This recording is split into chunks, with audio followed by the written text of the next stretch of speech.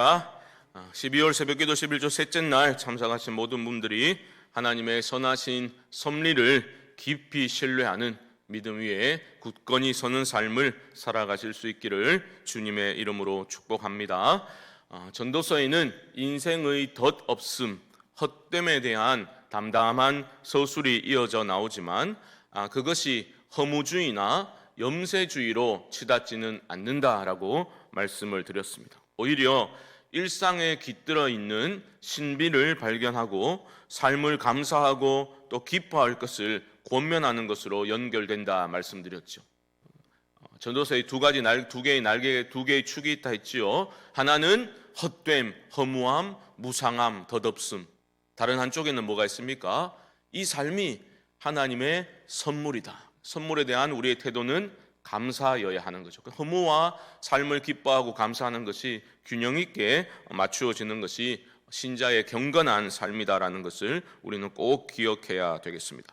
오늘 살펴볼 3장도 그런 관점에서 들여다보면 좀 이해가 쉽겠는데요. 한마디로 정리하기가 쉽진 않지만 전도서 기자는 모든 것을 섭리하시는 하나님께서 때를 따라 아름답게 이루어가고 계신다라고 분명히 말하고 있습니다. 11절 말씀, 이 말씀을 정말 무슨 의미인지 제대로 깨닫고 이 말씀을 마음에 새기고 살아갈 수 있다면 우리의 삶이 참으로 달라질 줄 아는데요. 11절 말씀 한번 다시 보십시오.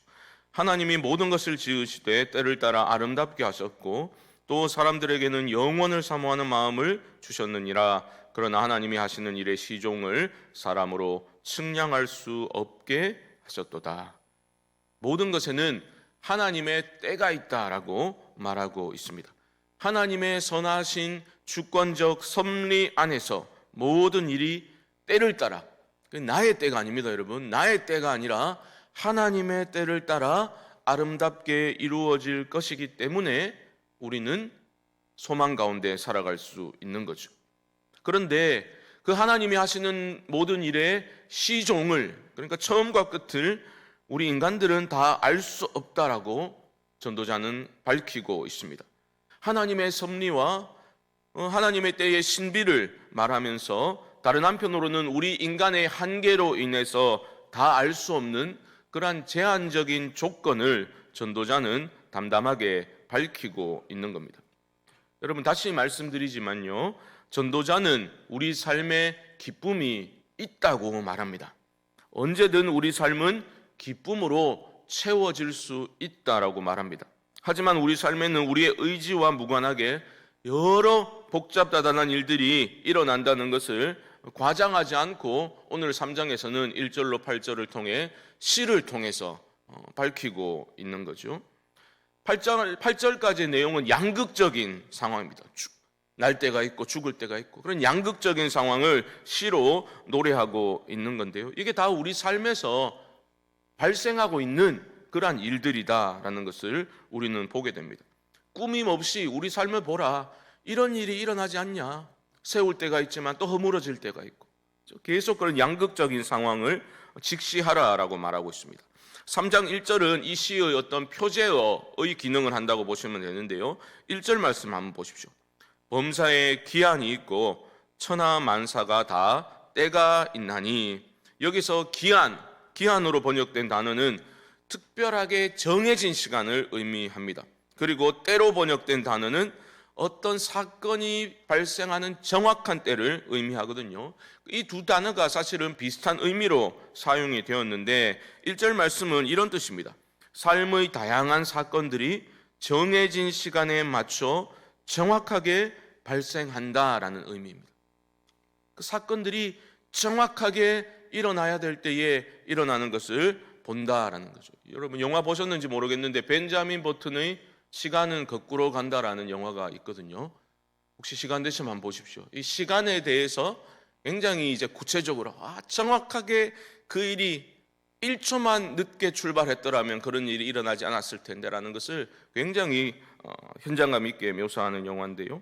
어쨌든 이 모든 일들이 정해진 시간에 정확하게 일어난다라고 말하고 있는 겁니다. 그런데 그 모든 일은 전도자는 제한하고 있죠. 뭐라고 말합니까? 천하만사라고 하잖아요. 그러니까 하늘 아래에서 일어나는 일을 보라는 겁니다. 하늘 위의 일은 우리는 못 보잖아요. 그러니까 하늘 아래로 제한된 영역이지만 그 안에서 무슨 일이 일어나는지를 보라라고 말하는 겁니다. 양극적인 상황이 빈번하게 발생하는 것이 우리의 삶이다라고 말하고 있는 거죠. 그걸 지금 지켜보면서 거기에 끝나는 게 아니라 아이고 뭐 죽고 사는구나 이게 아니라 그 사람의 고난을 넘어서는 누군가의 존재가 있다라고, 사람의 고난을 넘어서는 신적인 존재가 있다라는 것을 전도자는 밝히고 있는 겁니다. 여러분 2절로 8절 우리가 읽진 않았지만 양극으로 구성된 개념의 쌍들이 14개나 나오고 있거든요. 뭐 날 때가 있고 죽을 때가 있고 심을 때가 있고 심은 것을 뽑을 때가 있으며 이렇게 말하죠. 또 3절에서는 죽일 때가 있고 치료할 때가 있으며 헐 때가 있고 세울 때가 있으며 라고 말합니다. 계속해서 이런 양극적인 상황을 제시하면서 그 모든 삶의 상황 속에서 섭리하시는 하나님과 인간의 관계를 전도자는 살펴나가고 있습니다. 우리 삶에는 긍정적인 것과 부정적인 것이 다 혼재되어 있어라고 말하는데 그치는 것이 아니라 그런 양극적인 삶의 현실을 관찰함으로써 전도자는 우리의 시선을, 독자의 시선을 시간의 지배자에게로 향하도록 이끌어가고 있다는 거죠. 제가 오늘 기도회 시작하면서 시작하는 기도를 시간의 주인이신 하나님이라고 시작했잖아요. 제가 월마다 매월 첫 주일 예배 시작할 때 기원을 제가 시간의 주인이신 하나님이라고 그렇게 시작하지 않습니까? 그것은 한 달을 시작하면서 우리에게 주어진 이 삶이, 이 시간이 우리 시간의 주인이신 하나님의 때를 따라서 이루어져 가는 것을 우리가 믿고 그것을 신뢰하며 살아가자는 그 마음을 담아서 그렇게 기도하는 거거든요. 전도자도 마찬가지입니다. 이런 일들이 막 일어나는데 그게 끝나는 게 아니라, 인생은 그런 것이가 아니라 무엇입니까? 우리의 시선을 시간의 지배자에게로 향하도록 그렇게 이끌어가고 있는 겁니다. 그러면서 전도자는 다시 헛됨을 말하고 있는 거죠. 9절 말씀 보십시오. 일하는 자가 그의 수고로 말미암아 무슨 이익이 있으랴. 이건 수사적 질문입니다. 이익 있냐 없냐를 묻고 있는 게 아니라 없다고 말하면서 생각해보라 라고 말하죠. 그러면서 10절에는 이렇게 스스로 답합니다. 하나님이 인생들에게 노고를 주사 애쓰게 하신 것을 내가 보았노라. 천하만사에 다 때가 있다, 아름답게 이루어진다라고 말해놓고 하나님이 인생들에게 노고를 주셨다라고 말하니 우리는 약간 당황하게 되죠. 그런데 그 따지고 보면 너무 당연한 말이기도 합니다. 원래 에덴 동산에서 하나님이 우리 인간을 창조하셨을 때는 우리로 하여금 우리에게 책임과 고난을 동시에 주셨죠. 그런데 인간은 하나님이 주신 그 책임, 고난을 벗어나서 책임자의 자리를 떠나서 스스로 하나님이 되고자 했잖아요. 그 결과가 무엇입니까? 심판의 결과가 무엇입니까? 이 땅에 사는 동안 땀 흘려 수고해야만 먹고 살 수 있게 되었잖아요. 그 태초에 타락하기 전에 노동은 신성한 것이었지만 죄로 인해 타락한 후에 노동은 살기 위한, 생존을 위한 투쟁이 되어버리고 말았죠. 이 모든 현실을 전도자는 회피하지도 않고 또 미워하지도 않은 채 그렇게 담담히 묘사하고 있습니다. 그런 후에 다시 우리 11절로 가서 보시면 하나님의 섭리를 묘사하고 있죠. 11절을 보십시오. 하나님이 모든 것을 지으시되 때를 따라 아름답게 하셨고 라고 말합니다. 하나님이 아름답게 하셨다는 거예요. 하지만 거기서 그치지 않지요. 또 뭐라 말합니까? 또 사람들에게는 영원을 사모하는 마음을 주셨느니라. 여러분 여기서 영원이라는 것은 시간적인 의미에서 볼 때는 인간이 인식할 수 있는 한계를 넘어선 시간, 이게 사실은 말이 안 되는 건데 넘어선 시간을 의미하는 겁니다. 그러니까 전도자가 말하는 영원은 우리 인간의 그 인식의 한계에서 볼 때는 그 영원이라는 것은 무지와 어둠이다라고 표현해야만 할 것입니다. 그래서 11절 하반절은 이렇게 말하고 있죠. 그러나 하나님이 하시는 일의 시종을 사람으로 측량할 수 없게 하셨도다. 모른다는 거예요. 우리는 느낍니다. 초월적인 존재가, 시간의 주인이 우리 삶에서 무엇인가를 이루어 나가고 있다, 섭리하신다라는 것을 우리는 느끼죠. 하지만 그 시작과 끝을 우리는 알 수는 없습니다. 우리 중 누가 그것을 온전히 이해하고 이 삶을 살아가고 있습니까? 아무도 없죠. 불가능한 겁니다. 하나님의 때가 존재한다는 것을 알고 믿고 또 그것을 느끼기도 하지만 무슨 일이 언제 일어날지는 인간은 알지 못합니다. 그것은 전적으로 하나님께서 통제하시는 영역이라는 거죠.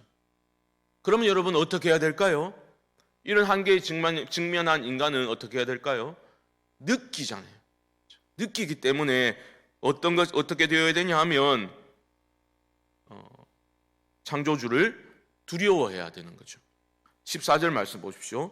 하나님께서 행하시는 모든 것은 영원히 있을 것이라 그 위에 더할 수도 없고 그것에서 덜할 수도 없나니. 거기까지 보십시오. 하나님이 하시는 일은 영원토록 이어질 것이기 때문에 인간이 거기에다가 더하거나 뺄 게 없다는 거죠. 그저 인간은 무엇을 해야 되는 겁니까? 하나님을 두려워해야 되는 거죠. 여기서 두려움은 그냥 공포심이 아닙니다. 모든 인간의 인식의 한계를 우리가 인식함으로써 일어나게 되는 철저한 어떤 겸손의 정서인 거죠. 두려움은 그러니까 위협당한 느낌이 아니라 인간의 한계와 무지를 인식하고서 그 앞에 엎드리게 되는 경외심을 의미한다라고 보시면 되겠습니다.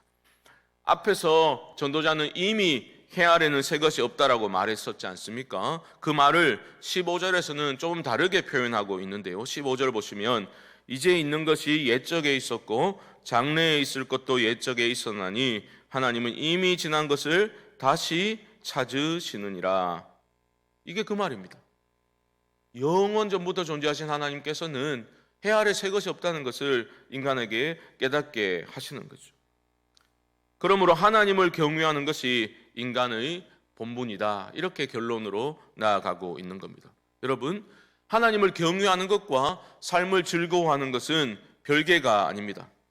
참으로 인간의 인식의 한계를 직시할 때 하나님을 경외할 수밖에 없죠. 그 경외심이, 우리의 경외심이 참된 것일 때 우리에게 주어진 삶을 하나님의 선물로 받아들이고 일상을 즐겁게 기쁘게 살아갈 수 있게 되는 것입니다.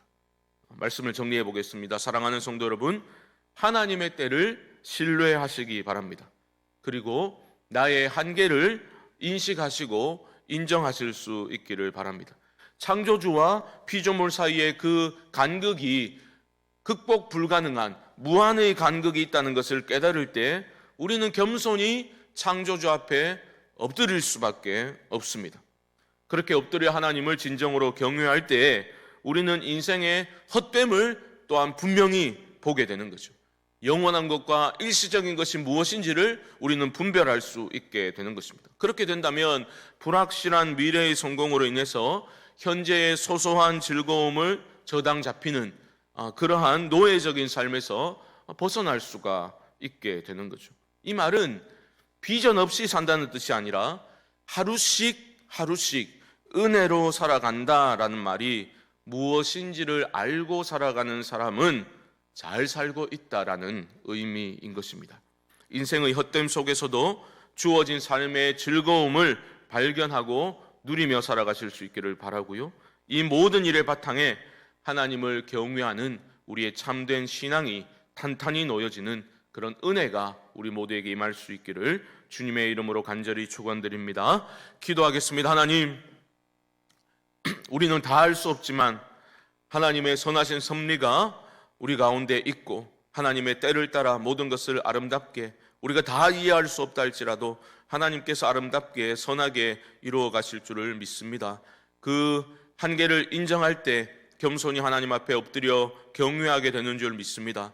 피조물이 창조주를 경외할 때 최상의 상태로 존재하게 되고 우리가 그토록 바라던 행복을 누리며 참된 만족을 누리며 살아가게 될 줄로 믿사오니 하나님 우리에게 이러한 깨달음을 주시고 또 깨달은 대로 살아갈 수 있는 믿음과 용기 또한 더하여 주옵소서. 지금은 우리 주 예수 그리스도의 크신 은혜와 하나님 아버지의 무한하신 사랑하심과 성령님의 교통하심이 새벽기도 11조 셋째 날 참석하신 모든 분들의 심령 가운데 지금부터 영원토록 함께 있을지어다. 아멘.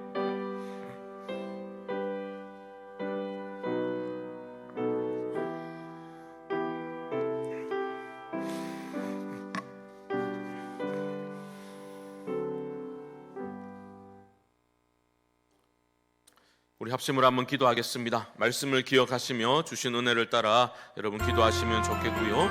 또한 내일은 주일입니다. 우리 예배와 순모임을 위해서도 기도합시다. 하나님, 드려지는 모든 예배 가운데 하나님의 임재가 있게 하여 주시옵시고, 말씀을 나눌 때에 하나님 그 순모임 안에 성령 하나님께서 함께 하시사 의미 있는 시간, 소중한 시간 되어지도록 하나님 은혜를 베풀어 주시옵소서. 이외에도 개인적인 기도의 제목들과 성령께서 주신 감동을 쫓아 우리 주님의 이름을 한번 부르고 기도를 시작하겠습니다. 주여, 하나님 은혜를 감사합니다. 복된 하루 우리에게 허락하여 주심을 감사합니다. 하나님의 때를 신뢰하게 하시고 나의 때가 아니라 하나님의 때를 신뢰하게 하여 주시옵소서. 우리 삶에서 일어나는 모든 일들 가운데 전능하신 하나님 창조주의 손길을 보게 하시고, 하나님이여 우리 인생의 덧없음을 깨달아 알게 하시고, 하나님 그 가운데서 영원한 것을 붙드는 우리의 삶이 되게 하시고, 그 영원한 것은 우리 현실을 뛰어넘은 것이 아니라 우리의 삶의 깃들여 있는 신비를 발견하고